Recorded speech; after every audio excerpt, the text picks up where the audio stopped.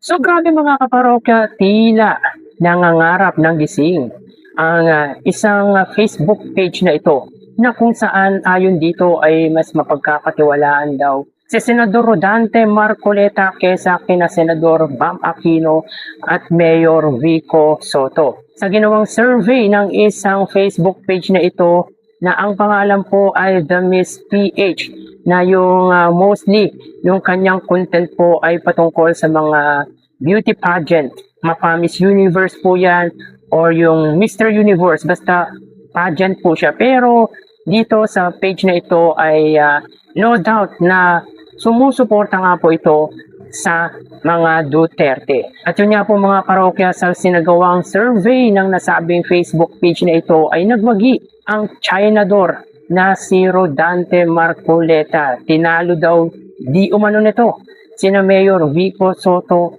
at Senador Bam Aquino. So para sa akin mga kaparokya ay tila nangangarap ng gising ang Facebook page na ito. So yan po ang pag-uusapan natin ngayong araw mga kaparokya. Pero bago natin talakayin yan, kung bago lamang po kayo sa aking channel at kung gusto niyo po ng ganitong klaseng content ay makikiusap po ako sa inyo na paki-subscribe ang aking YouTube channel. Paki-like and share niyo na rin sa gayon ay mas dumami pa po makapanood ng mga ina-upload po natin video araw-araw. Maraming salamat po at sobrang na-appreciate ko po kayo mga kaparokya. By the way, ako nga po pala si Mervin, ang tao sa likod ng YouTube channel na Kaparokya TV. Kamusta kayo mga kaparokya? Naway nasa mabuting kalagayan po kayo habang pinapanood niyo po ang video ko na ito.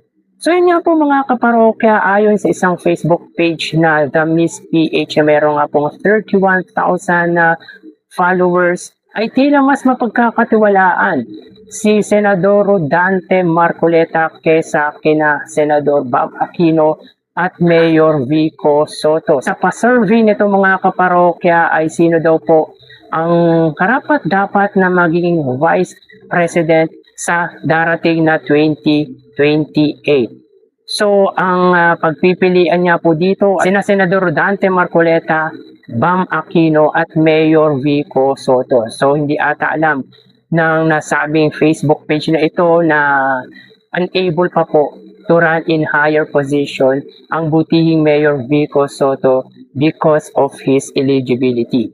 Hindi pa po pwedeng tumakbo sa mas mataas na posisyon ang butihing mayor dahil nga po sa edad nito. By 2028, he is turning 38 or 39 by that time. Kaya hindi pa po eligible to run sa higher position, either president or vice president. But he can run in Senate position.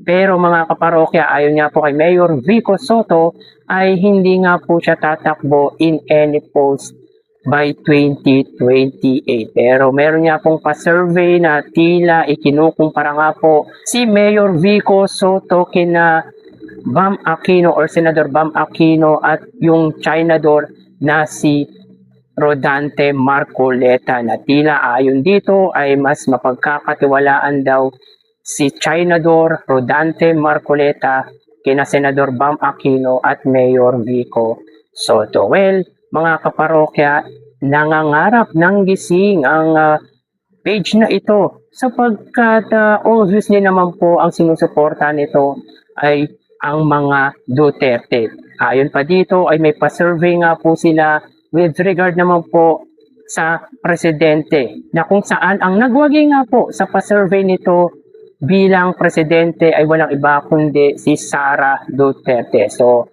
ano pa po ba ang i-expect natin kung supporter nga po ito ng mga Duterte? Obviously, magwawagi ang mga Duterte or yung mga allies ni dating Pangulong Rodrigo Duterte sa pa-survey nito. Pero kung ako ang tatanungin mga kaparokya, either the two of Senador Bam Aquino or Mayor Vico Soto ay pwedeng talunin si Rodante Marcoleta. At kung ako rin po ang tatanungin ay mas mapagkakatiwalaan naman po si Senador Bam Aquino at Mayor Vico Soto kesa kay Senador or Chinador Rodante Marcoleta. Alam niyo mga kaparokya, masyadong maingay po si Senador Rodante Marcoleta na kesyo.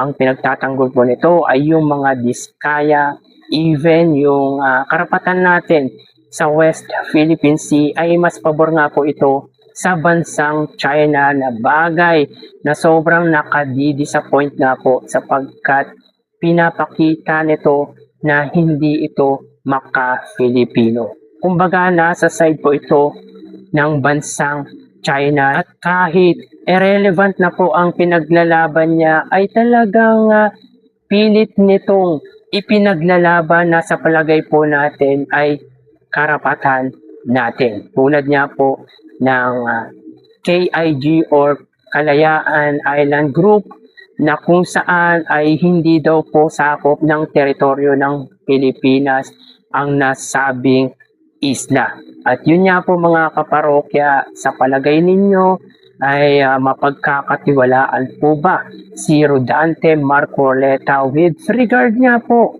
sa pinaglalaban nito? Alam nyo, siya po ang nanggugulo. Based on my observation ay ito po talaga ang nanggugulo sa Senado. Lahat ng pabor para sa mga Duterte ay talagang pilit na ipinaglalaban nito kahit pointless na po, kahit irrelevant na po yung issue ni Chinador Rodante Marcoleta. At kung ikukumpara kay Senador Bam Aquino ay mas hamak na wala po sa kalingkingan ni Senador Bam Aquino si Rodante Marcoleta. Ako, aminin ko sa inyo, dati po akong supporter ng mga Duterte, pero nagbago po yan mga kaparokya simula nung ma-figure out ko na talagang hindi para sa Pilipinas ang ginagawa ng mga Duterte. Kumbaga mga kaparokya, they are siding sa pinaglalaban ng mga Duterte na kahit mali ay pilit na ginagawang tama.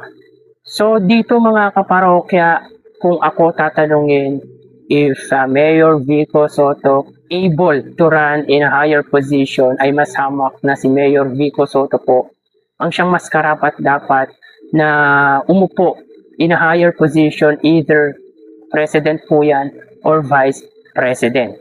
At kung ako rin po tatanungin, ay mas hamak na mapagkakatiwalaan po or mas credible, sabihin po natin mas credible si Mayor Vico Soto kesa kay Rodante Marcoleta or Senador Rodante Marcoleta, na siyang pinakamaingay po sa allies ng mga Duterte. Alam niyo mga kaparokya, medyo nakaka-disappoint po talaga itong si Rodante Marcoleta. At nagsisisi ako mga kaparokya sapagkat binoto po natin si Rodante Marcoleta at isa po talaga tayo sa nabudol ni Senador Rodante Marcoleta. Kasi on this point ay figure it out mga kaparokya na nasa side po ito ng mali. Kinakampihan yung mga diskaya or tinatawag nga daw nilang nag-aabogado sa mag-asawang diskaya, at nasa side nga po ito